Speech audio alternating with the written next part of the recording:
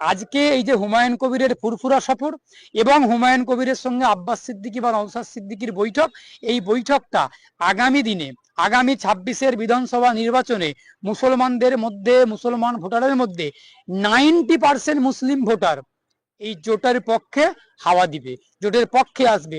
তার কারণ মুসলমানরা বুঝতে পেরেছেন, আমাদের জন্য যারা ভাবছেন যে এই জোট, সেখানে বাম, কংগ্রেস, আইএসএফ, বিভিন্ন সংযুক্ত মোর্চা, এই দিকেতে মুসলিম ভোটটা ব্যাকে ফিরে আসবে। তার কারণ একমাত্র গুটি কয়েক 5 থেকে 10% মুসলমান তারা তৃণমূলকে ভোট দেবে। সেই মুসলমানগুলো কারা? তারা তৃণমূলের পঞ্চায়েত প্রধান, কেউ তৃণমূলের পঞ্চায়েত সদস্য, কেউ পঞ্চায়েত সমিতির সদস্য, কেউ এমএলএ, এই গুন্ডা শওকত মোল্লাদের মতো এমএলএ। তারা নিজেদের গদিটাকে বাঁচানোর জন্য, নিজেদের চেয়ারটাকে বাঁচানোর জন্য তারা এবং তাদের পরিবারের বউ ছেলে, শুধুমাত্র স্ত্রী ছেলে বাবা মাগুলো, এই কয়েকজন ভোট দেবেন। আপনারা দেখছেন না বাংলাদেশের শেখ হাসিনা সরকারের দলের কর্মীদেরকে কিরকম ভাবে পিটানি দেওয়া হচ্ছে। আমি কখনোই কোনো বিরোধী কর্মীদেরকে পিটানির পক্ষে নই, কিন্তু বাংলাদেশের এমন রাজনীতিটা তৈরি করেছিল শেখ হাসিনা, এতটাই স্বৈরাচারী শাসন ব্যবস্থা প্রতিষ্ঠা করেছিল, যেখানে এখন হাসিনার দলের কর্মীদেরকে দেখলেও তাদের প্রতি মারধর হচ্ছে, অত্যাচার হচ্ছে, নিপীড়ন হচ্ছে। মানে এতটা মানুষ বিতস্ত, এতটা মানুষ ক্ষুব্ধ। ঠিক তৃণমূলের মুসলমান নেতাগুলোর প্রতি মুসলমান কর্মীরাই, মুসলমানরাই রাগান্বিত, ক্ষুব্ধ। তার কারণ এই মুসলমান নেতাগুলো মুসলমানদেরকে সঙ্গে তৃণমূল কংগ্রেস 2011 সাল থেকে আজকের দিন পর্যন্ত যেভাবে মুসলমানদেরকে নিজেদের ওই মানে একটা পৈতৃক সম্পত্তি অর্থাৎ উত্তরাধিকার সূত্রে মুসলমানদের ভোটটার প্রাপ্য ছিল, এই যে একটা ধারণা তৈরি হয়েছিল, এবং মুসলমানরা যে তৃণমূল কংগ্রেসের কাছে একটা মানে কি বলবো, যে একটা মানে বাধ্য ভোটার, এটা প্রমাণ করার চেষ্টা করেছিল যে মুসলমানদের যাই হয়ে যাক, যেই হয়ে যাক, মুসলমানরা বাধ্য হয়ে মমতা বন্দ্যোপাধ্যায়কে ভোট দিতে হবে। এই একটা ধারণা, এই একটা ভ্রান্ত ধারণা মুসলমানদের মনের মধ্যে একটা প্রতিষ্ঠা করার চেষ্টা করেছিলেন। সেই দিক থেকে দাঁড়িয়ে আজকে হুমায়ুন কবিরের এই যে ফুরফুরা সফর, অর্থাৎ এই হুমায়ুন কবিরের যে আজকে নওশাদ সিদ্দিকী বা আব্বাস সিদ্দিকীর সঙ্গে একটা বৈঠক, এই বৈঠকটা একটা খুব ভালো বার্তা দিচ্ছে আগামী 26-এর বিধানসভা নির্বাচনের জন্য। তার কারণ বলতে কি আমি ব্যাখ্যা করতে চাই, কারণটা ব্যাখ্যা করতে চাই। দেখুন, আপনারা দেখেছেন 2011 সাল থেকে আজ পর্যন্ত যতগুলো নির্বাচন পশ্চিমবঙ্গের মাটিতে অনুষ্ঠিত হয়েছে, সেটা পঞ্চায়েত নির্বাচন থেকে শুরু করে, পৌরসভা নির্বাচন থেকে শুরু করে, বিধানসভা নির্বাচন থেকে শুরু করে আর লোকসভা নির্বাচন পর্যন্ত, প্রত্যেকটা নির্বাচনে কিন্তু মুসলমানদের অধিকাংশ ভোট তৃণমূল কংগ্রেস তার ঘরে টানতে পেরেছে। তার কারণটা কি ছিল? তার কারণটা ছিল কি, যে মমতা বন্দ্যোপাধ্যায় কোথাও কোথাও একটা মুসলমানদেরকে বার্তা দেওয়ার চেষ্টা করতেন বা একটা বোঝানোর চেষ্টা করতেন যে আমি মমতা বন্দ্যোপাধ্যায়, আমার দল তৃণমূল কংগ্রেস, আমি একমাত্র বিজেপি বিরোধী রাজনৈতিক দল পশ্চিমবঙ্গের মাটিতে যে কিনা বিজেপির সঙ্গে চোখে চোখ রেখে লড়াই করতে পারে এবং মুসলমানদের সপক্ষে, মুসলমানদের স্বার্থে, মুসলমানদের হকের অধিকারের পক্ষে থাকতে পারে। কিন্তু আমরা সাম্প্রতিক এই গত কয়েক মাসের মধ্যে যেটা দেখতে পেয়েছি, মমতা বন্দ্যোপাধ্যায়ের কথার সঙ্গে মমতা বন্দ্যোপাধ্যায়ের দলের কাজের বা মমতা বন্দ্যোপাধ্যায়ের কাজের বিন্দুমাত্র সম্পর্ক নেই। আমরা ওয়াকাফ আইন থেকে শুরু করেছি, দেখেছি আমরা ওয়াকাফ আইনেও দেখুন না, ওয়াকাফ আইনকে পশ্চিমবঙ্গের মাটিতে পুশ করা হলো। আমরা এসআইআর করতে দেবো না বলে এসআইআর করা হলো। আমরা দেখলাম যে যখন আমাদের পশ্চিমবঙ্গের মাটিতে একাধিক জেলাতে যখন মুসলমানদেরকে পিটিয়ে পিটিয়ে থানাতে নিয়ে গিয়ে পুলিশ মারছে বা আরএসএস এর জঙ্গিদের হাতে মার খাচ্ছে, সেই সব ক্ষেত্রে পশ্চিমবঙ্গের পুলিশ নীরব দর্শকের ভূমিকা পালন করছে। আর যখন ভিন রাজ্যে বিজেপির শাসিত রাজ্যে যখন কোনো মুসলমানদেরকেও মারা যাচ্ছে, সেটা মুর্শিদাবাদের জুয়েল রানা থেকে শুরু করে আরো যারা যারা রয়েছেন, তাদের বাড়ির একজনকে চাকরি দেওয়া হচ্ছে বা তাদেরকে ক্ষতিপূরণ দেওয়া হচ্ছে, এটা আমরা দেখেছি। কিন্তু আমরা অনেক দেখেছি, বেশিরভাগটাই দেখেছি পশ্চিমবঙ্গের সরকারের শাসনাধীনে পশ্চিমবঙ্গের মাটিতে মুসলমান ছেলেদেরকে, মানুষদেরকে পশ্চিমবঙ্গের পুলিশ বা পশ্চিমবঙ্গের গুন্ডারা, আরএসএস এর গুন্ডারা, তারা পিটিয়ে পিটিয়ে পিটিয়ে পিটিয়ে খুন করছে। তার পরিপ্রেক্ষিতে কিন্তু কোনো রকম কোনো চাকরি, কোনো ক্ষতিপূরণের ব্যবস্থা নেই। সুতরাং মমতা বন্দ্যোপাধ্যায় বোঝানোর চেষ্টা করেন যে বিজেপি খারাপ, তৃণমূল ভালো।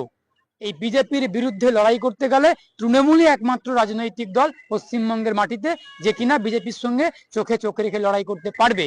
কিন্তু পশ্চিমবঙ্গের হিন্দুরা যেমন বুঝতে পারছেন যে বিজেপি আসলে তৃণমূল বিরোধী নয়, তৃণমূলের সঙ্গে বিজেপির বোঝাপড়া আছে, আবার পশ্চিমবঙ্গের মুসলমান সম্প্রদায়ভুক্ত ভাই বোনেরা বুঝতে পারছেন যে তৃণমূল কংগ্রেস আর যাই হোক, মুসলমানদের কখনোই ভালো করতে পারে না, মুসলমানদের ভালো করার জন্য কোনো পদক্ষেপও নিচ্ছেন না।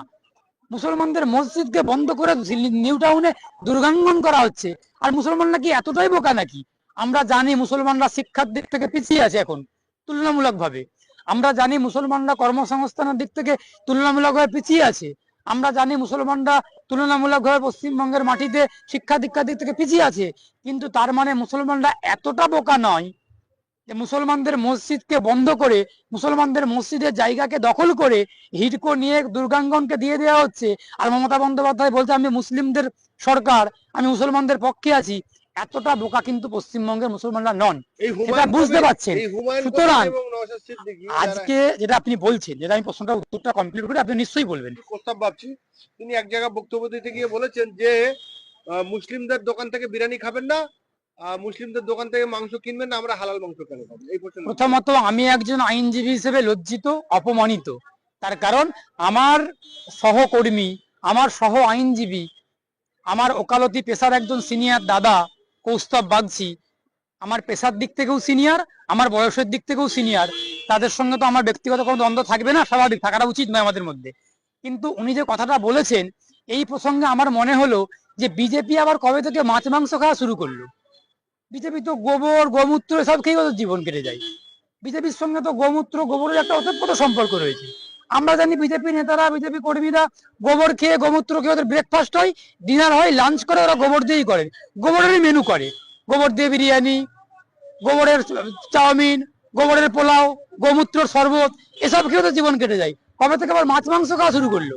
এই কৌস্তব যে কথাটা বলে, কৌস্তব বাগচি যে কথাটা বলেছেন যে মাংস খাওয়ার কথা মুসলিম হিন্দু দোকান থেকে, মাছ মাংস খাওয়া শুরু করলো কবে থেকে বিজেপি? এই কথাটা আমার আগে জানার খুব চেষ্টা করছি আমি। এই কয়েকদিন আগে তো দেখলাম গীতা পাঠ করতে গিয়ে বিজেপির হনুমান গুলো, কয়েকটা হনুমান, তারা চিকেন প্যাটিস বিক্রেতাকে বাধ্য করেছিলেন। তাহলে চিকেনের প্রশ্নটা আসবে কেন? আসছে কোথা থেকে? তাহলে বিজেপি নেতা কৌস্তব বাগচি রাজনৈতিক প্ল্যাটফর্ম থেকে যে কথাটা বলেছেন, সে কথাটা উনি ওনার কর্মীদেরকে বিশৃঙ্খল উচ্ছৃঙ্খল করার জন্য বলেছেন।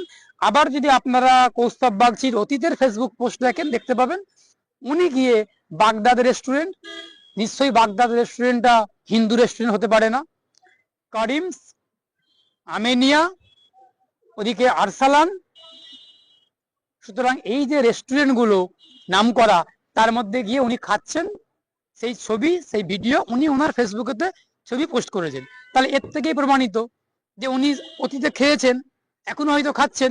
মাঝে মধ্যে আমাদের হাইকোর্ট পাড়াতে একটা মুঘল বলে রেস্টুরেন্ট আছে, সেখানেও খেলে খেতে পারেন, আমার জানা নেই, খেলে খেতে পারেন। সুতরাং এই যে কথাগুলো বলা, একটা আইনজীবীর কাছ থেকে এই ধরনের কথাগুলো আশা করে না কেউ মানুষ। যেখানে সুপ্রিম কোর্ট ঘৃণা ভাষণ, বিদ্বেষমূলক ভাষণ দেওয়ার কথা বারণ করেছেন, আর সেখানে আমরা আইনজীবীরা যদি হিন্দু মুসলিম ঘৃণা ভাষণ দিই, বিদ্বেষমূলক কথা বলি, এটা বলা উচিত নয়। আসলে 26-এর বিধানসভা ভোটের নির্বাচনের টিকিটটা কৌস্তবদাকে নিতে হবে, কৌস্তব বাগচিকে পেতে হবে। ওই জন্য কৌস্তব বাগচিকে যেমন হোক করে প্রমাণ করতে হবে যে আমি চরম মুসলিম বিদ্বেষী। কৌস্তব বাগচির সঙ্গে আমার ব্যক্তিগত সম্পর্ক খুব মিষ্টি মধুর সম্পর্ক, কথা হয়, গল্প হয়, আড্ডা হয়, আলোচনা হয়, সবকিছু হয়। ব্যক্তি কৌস্তব, কিন্তু এমন ব্যক্তিকে আমি দেখিনি কৌস্তব বাগচিকে। শুধুমাত্র ওই কথাগুলো বলছেন টিকিটটা পাওয়ার জন্য, হিন্দুগুলোকে ভুল বোঝানোর জন্য। যেইখানে কৌস্তব বাগচি যদি ওকে বিজেপি যদি টিকিট দেয়ও, যদি উনি ভোটে দাঁড়ানো, তাহলে বিজেপি হিন্দু কর্মীগুলো বুঝতে পারবেন যিনি আসলে কতটা হিন্দু প্রেমী।